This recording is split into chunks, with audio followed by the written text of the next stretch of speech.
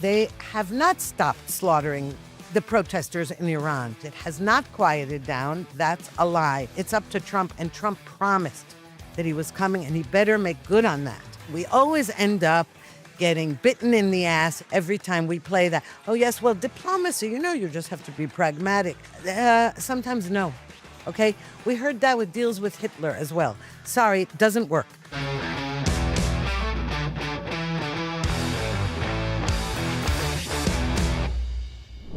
Imagine owning your own luxury apartment in the heart of Jerusalem. The Dream Raffle is making that possible with a $1.2 million fully furnished apartment as the grand prize. And right now, there's one final bonus round. Purchase tickets by February 2nd, and you'll be entered into a raffle for a $15,000 cash prize.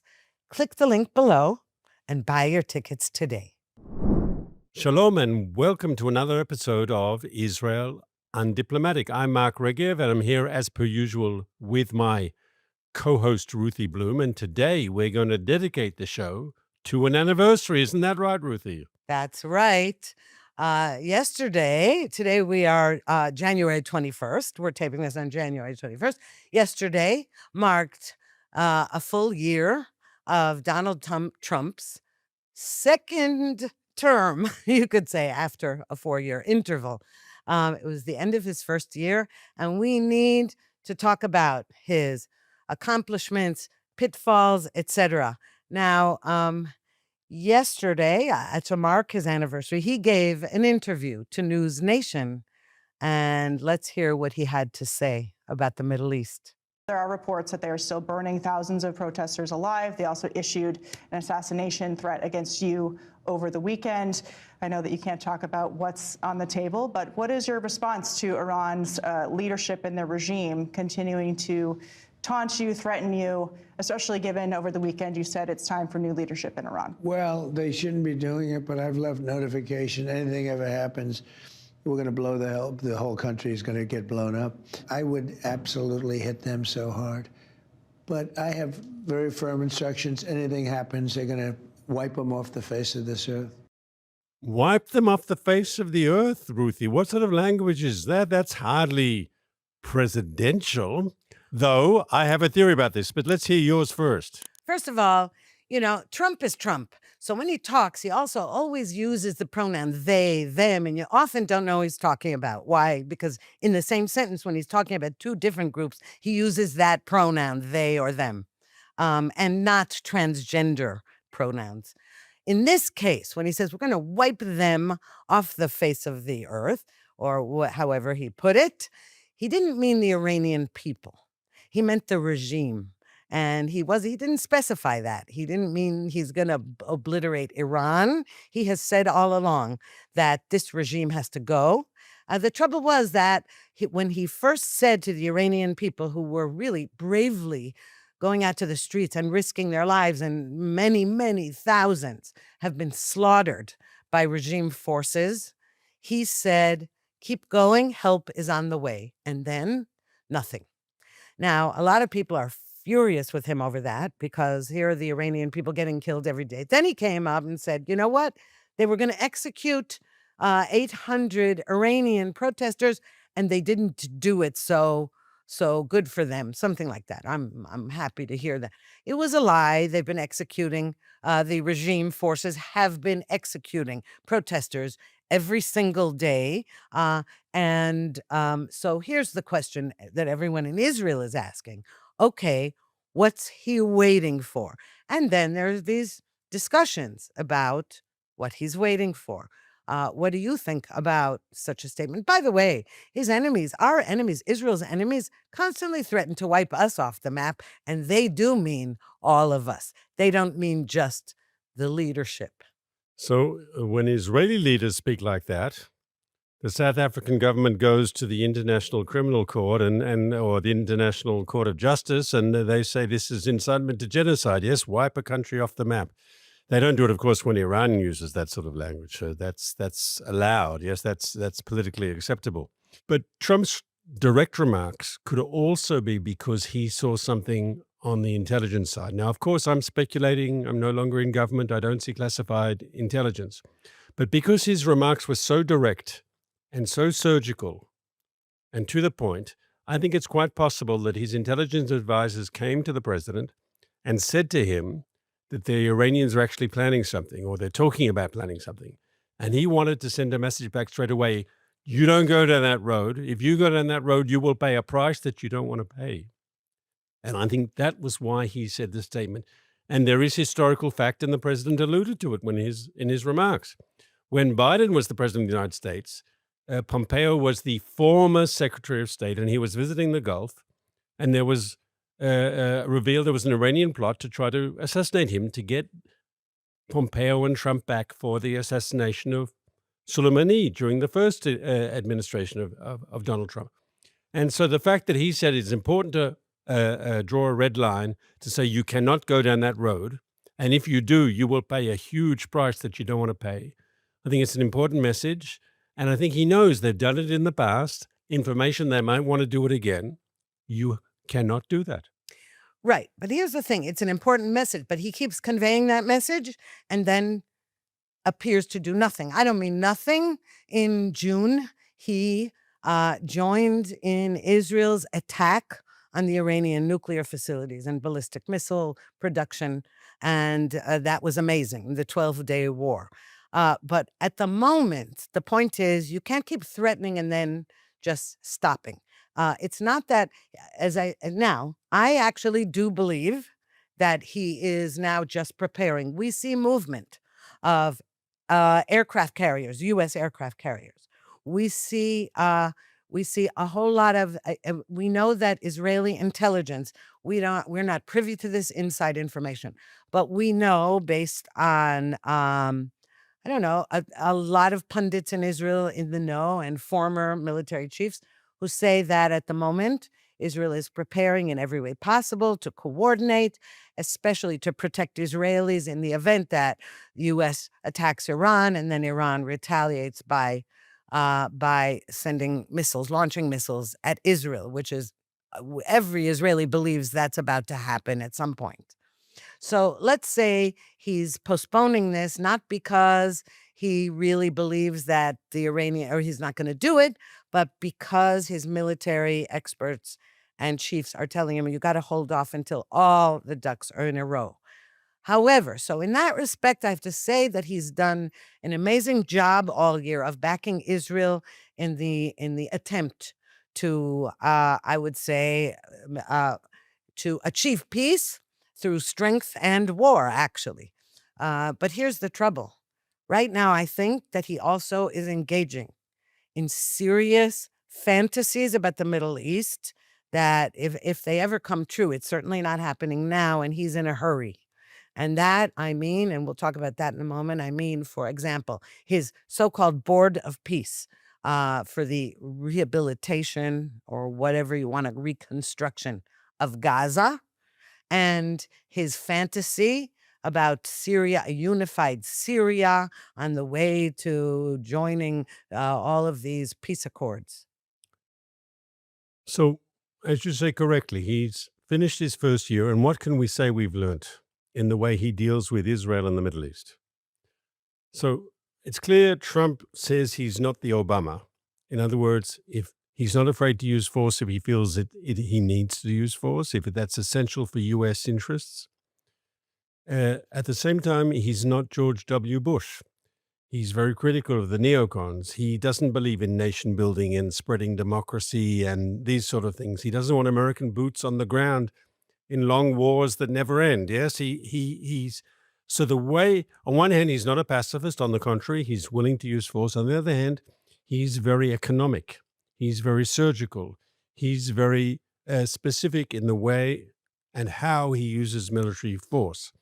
He went into took out the Iranian nuclear facilities, surgical target, very low risk, always a risk involved, but very low risk from a U.S. point of view, and got his goal. The same thing we saw with in Venezuela.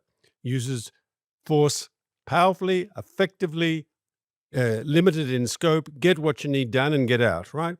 And I think that's, once again, it's a reaction both to the excesses of Obama and to George W. Bush. What do we see now about Iran? Is there clearly going to be an American strike? Well, we see that they're moving their forces into the neighborhood. They're getting ready to strike. But my question, and we spoke about this last week, and I think the jury is still out, is this moving forces close by to put pressure on the Iranians to agree to the sort of deal that he wants, to agree to the sort of arrangements that Trump wants them, dismantle their nuclear program, no nuclear enrichment, no missiles, no supporting terrorism. In other words, because the regime is weak, or does he actually want to pull the trigger this time?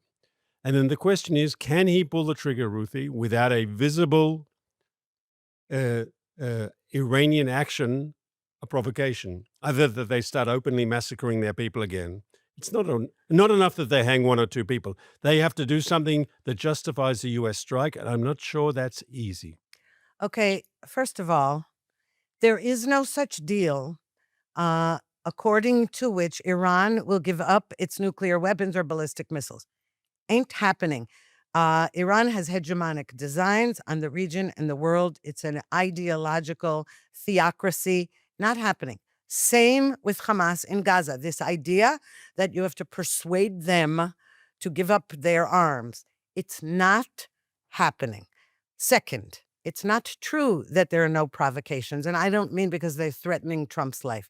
By the way, he's already had 2 actual assassination attempts on his life. No, they have not stopped slaughtering the protesters in Iran. They had a huge blackout on the internet, but when there was sporadic connections, communications with Iranians in Israel and Iranian expatriates in America, there are reports the slaughter is continuing. And not only is it continuing, it's getting more and more vicious and barbaric. A lot of it is gassing, taking out people's eyes. It is shooting them in the streets. And then when family members come to try to retrieve a body of a loved one, they're forced to pay a fortune of money on the ammunition that was spent killing them. It is awful what's going on there. And so you don't need some other excuse. It has not quieted down. That's a lie. And just because Europeans keep, not really talking about it, and Iran is still sitting on the Human Rights Council, well, it's up to Trump. And Trump promised that he was coming, and he better make good on that. That's one thing. But now and I actually believe he will. But as for the other areas, and all of these are connected in a way, you see, because though his fantasy is that because Ashara, the now leader of Syria, is Sunni and not Shia like the Iranian regime, that somehow, and he is against Iran, but he still doesn't grasp that Ashara is on the side of ISIS and Al-Qaeda and has been enabling the slaughter of all the minorities in Syria. It's going on now. Horrific stories are emerging. There's slaughter of Kurds and Alawites and Christians, and Trump is turning a blind eye to that for some reason. And also, for some reason, it seems that Prime Minister Netanyahu is not making it clear that that's what's going on, and instead agreeing to these sort of arrangements with Syria that are not just military, but also civilian. And there, I'm very pessimistic. That's one. And then there's the so-called Board of Peace for Gaza, which Prime Minister Netanyahu just agreed to join. So the Board of Peace is the overarching body that will give instructions to a technical committee, which has in it Turks and Qataris. And people are saying these are Hamas's best friends, and they're going to help Hamas. They're going to cover for Hamas. I heard someone on the radio this morning on my way to the studio today saying something like, well, there mightn't be a Turkish soldier, but they could be a Turkish soldier in civilian clothes who will be creating an infrastructure for Hamas to use when the time is right. And those are concerns that I think, across the board in Israel. What is Turkey and what is Qatar going to be doing in Gaza? Are they really going to help us de-radicalize the place when they themselves are very sympathetic to the Hamas type ideology? I would say the following, okay, and I could be wrong. But we got the ceasefire deal in Gaza for two reasons. And we discussed this at the time. Number one, Israeli military pressure supported by the United States. You needed both. Because in the previous administration, when they were always trying to rein us back, then the Israeli military threat wasn't as credible. Under Trump, not only did he say you can go in there and finish the job, and he used very vivid language, all hell will break loose, he said on a number of occasions. But he also made sure that Israel had all the munitions while the previous administration held back munitions. So the Israeli military threat was very, very credible. But at the same time, you had, in parallel to the military threat, diplomatic action that was very effective, that Trump effectively used Hamas's best friends in the Sunni Muslim world, Turkey and Qatar, to put pressure on them to agree to the ceasefire. And maybe Trump believes that he can utilize their, in his opinion, good officers to get Hamas to demilitarize as they have to do in stage 2. Maybe that is his belief, and therefore he wants to keep them in the table. Netanyahu has refused that they have any military personnel on the ground in Gaza, but he has agreed, maybe not with a smile on his face, but de facto, he has agreed that they will be there on that overarching committee. Well, here's the problem with all of this. It isn't merely that I know when you say yes, Turkey and Qatar, and by the way, Egypt, these are all actors that aided and abetted Hamas. Egypt, by allowing all these years, allowing Hamas weapons and concrete to go into Gaza for the building of tunnels, and that's one thing. And also never allowing any Gazans, even during the war, a humanitarian escape into the Sinai or anywhere. So that's Egypt. Where Turkey and Qatar are concerned, the real danger here is not just whether they can be pressured to demilitarize Hamas. They're on Hamas's side. They're still funding Hamas. I have no doubt, and I think probably Netanyahu has no doubt, that that one of the problems is you can't defeat Hamas if it keeps getting funding and keeps being able to rebuild. So that's one thing. Another problem with the fantasy that Trump has about the day after Gaza, aside from the fact that we still have a deceased hostage's body that has not been returned. But leave that aside, because even if it were returned, I'd still be saying what I'm saying right now. There's this board of peace. I think that Trump has this idea that the United Nations, especially the Security Council, have been terrible, and that he's creating kind of an alternative. That's why he's inviting so many nations to join in. But the problem is that he has an idea, as does his son-in-law Jared Kushner, and his envoy Steve Witkoff, who, by the way, both of them have interests in Qatar, financial interests, which is bad enough by itself.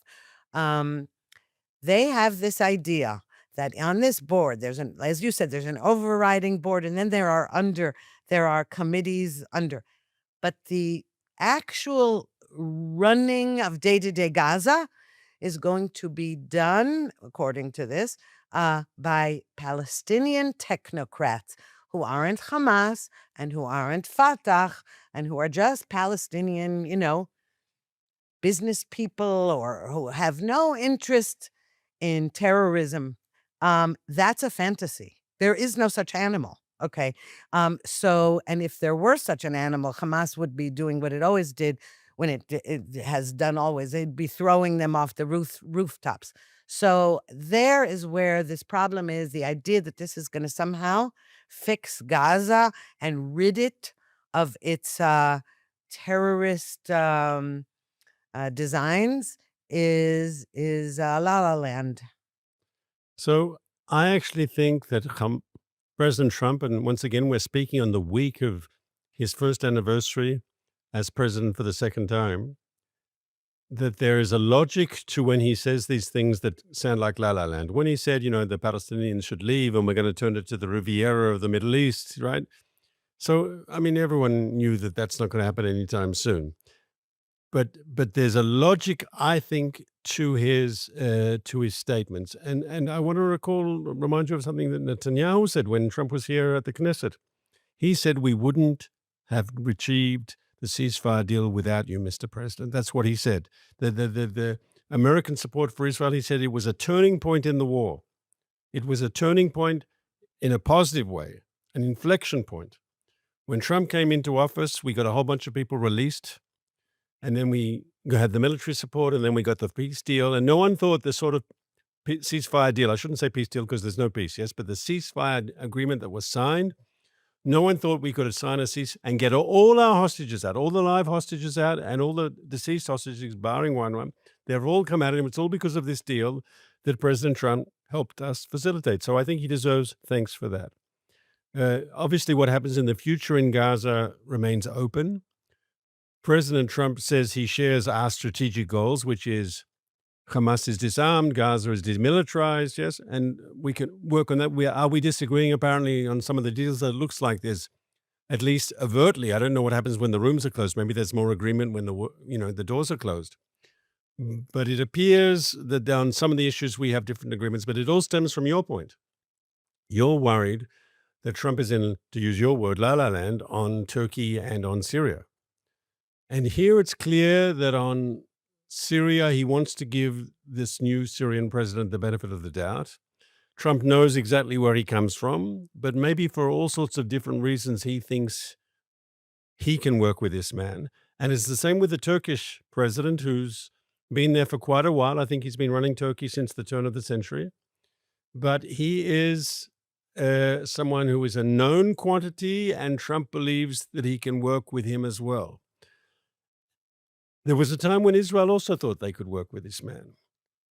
I, unlike you, believe that it's possible to make deals with the Turks because I think ultimately the Turks are pragmatists.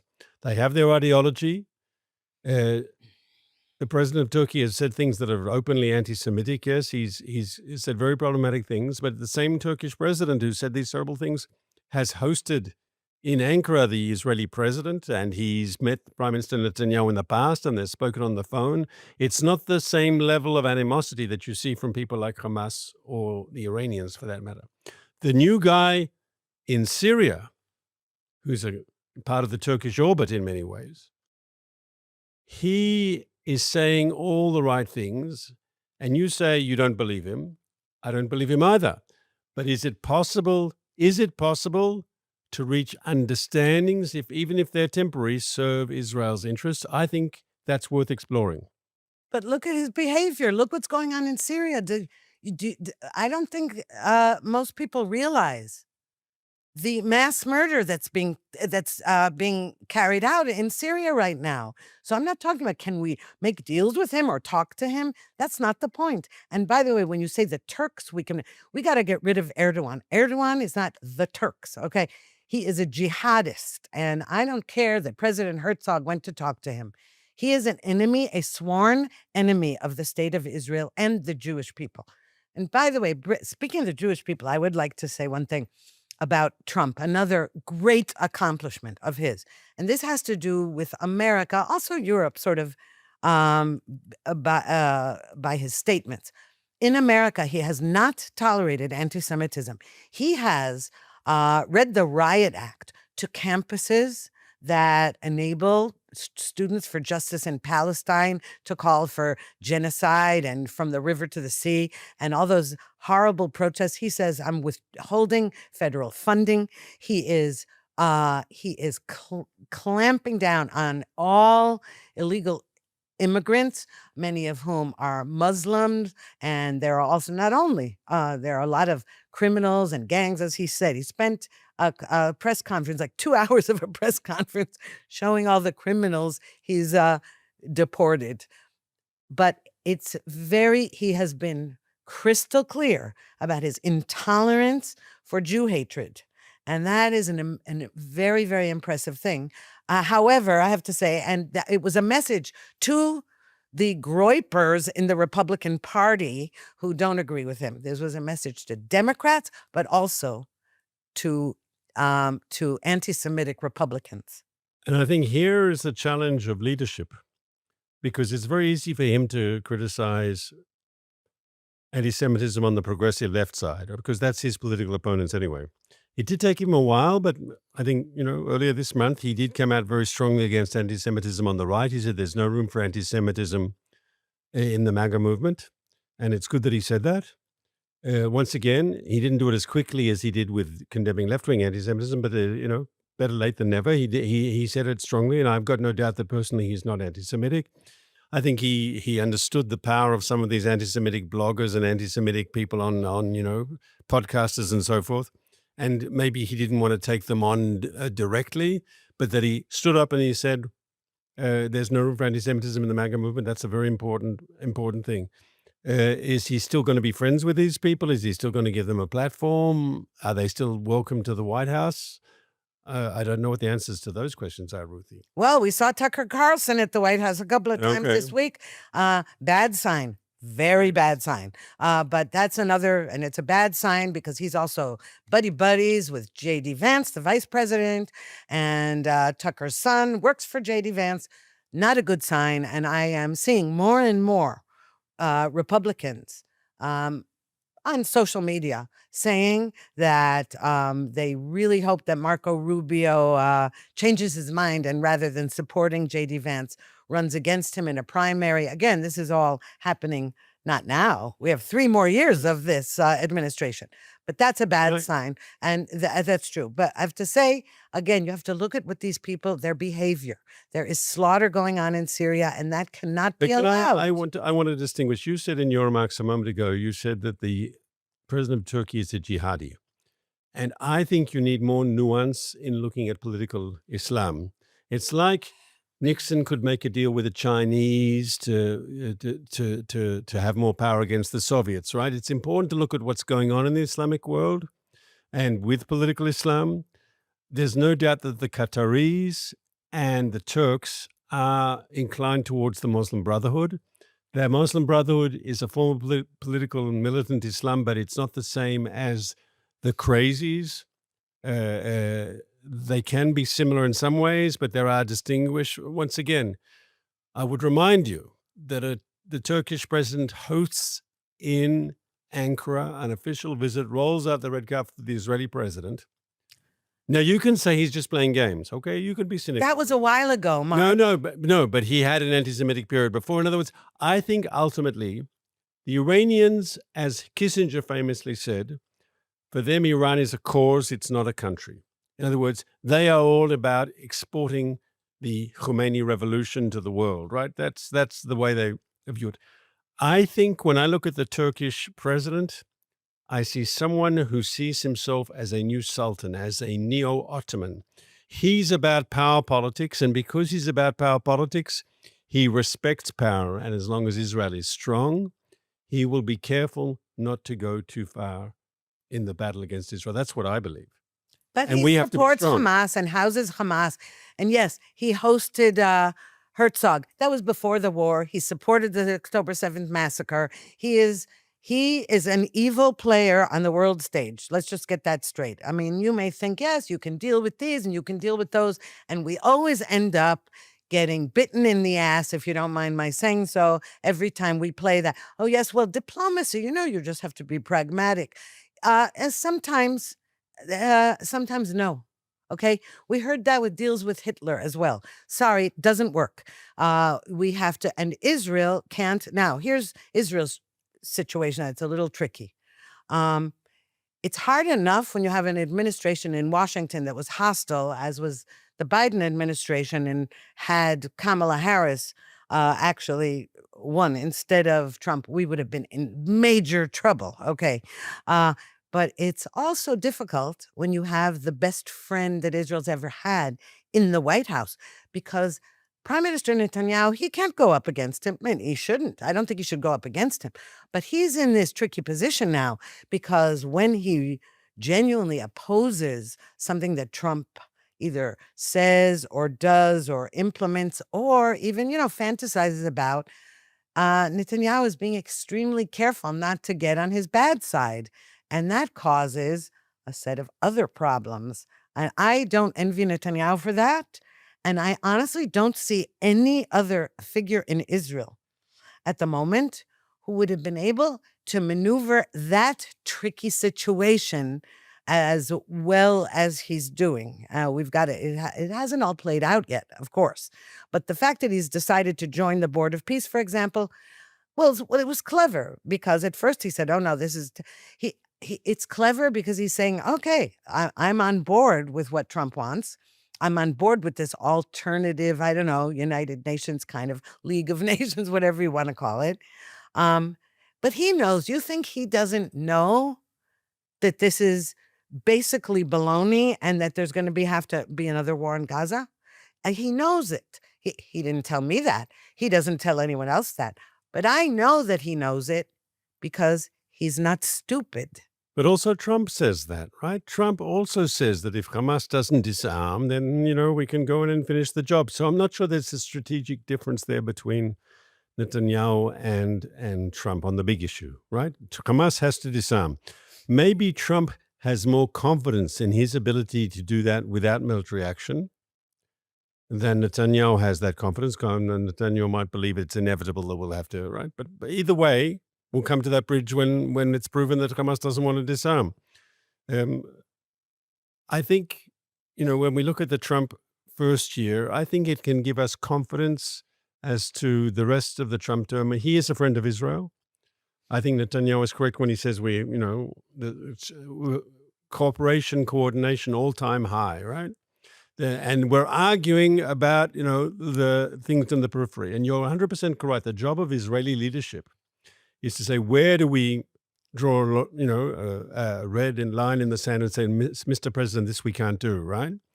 And you've got to pick your fights. And I think because the big issue is Iran, and making sure that, by the end of this year, the situation with Iran has changed drastically for the better, then I think you can be flexible, and you should be flexible on Turkey and on Syria, even just from a pragmatic point of view. I know you said a moment ago that's a dirty word, but I think part of being in the real world of politics is prioritizing and saying, what are the most important things for me? And what is secondary? I can wait with that, or I'm not going to have an argument with him. The most important thing is the strategic things. And for Israel, the most important thing is that Iran is taken care of in the correct way and that Gaza turns out in a way that will be successful. If on Syria, it's more like a holding pattern or kicking the can down the road, okay, that's not wasting time if you're using the same time allotted to you to do important things with Iran and with Gaza. Well, there I agree with you because I think that if really if the Iranian regime is toppled, that doesn't mean there's going to immediately be what you call stability. I hate that word because it's one of those annoying diplomacy words, stability in the region, as though that's always a good thing. No, there won't be. It's going to be a lot of chaos, I imagine, in the immediate aftermath, but it's got to go, that regime.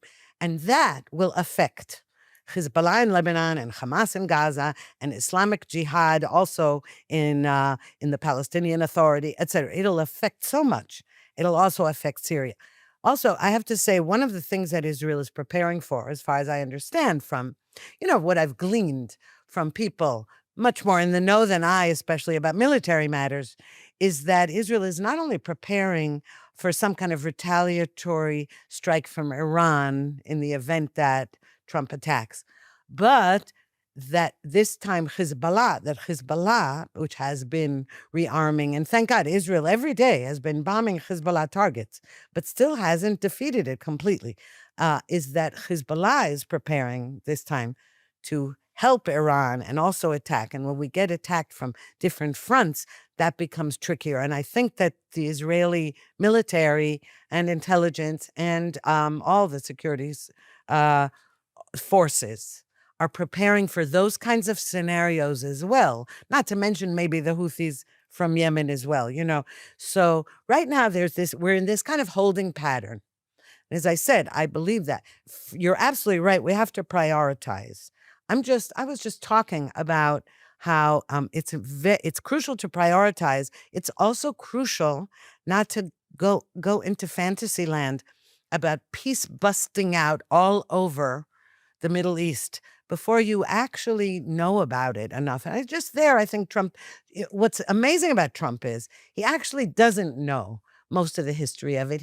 There's so much he doesn't know. And yet, with all the ignorance about it, he has the gut instincts of like what you do to bullies in the playground. And somehow it has been more successful than most presidents we've seen, and I don't know, in almost forever. So that's what's amazing about him. He's so sui generis that leaders in the world don't know how to deal with it because he actually doesn't read books and know exactly the history of the Middle East. If you asked him, what about how did the history of the Middle East or the Ottoman Empire, I'll bet he doesn't know.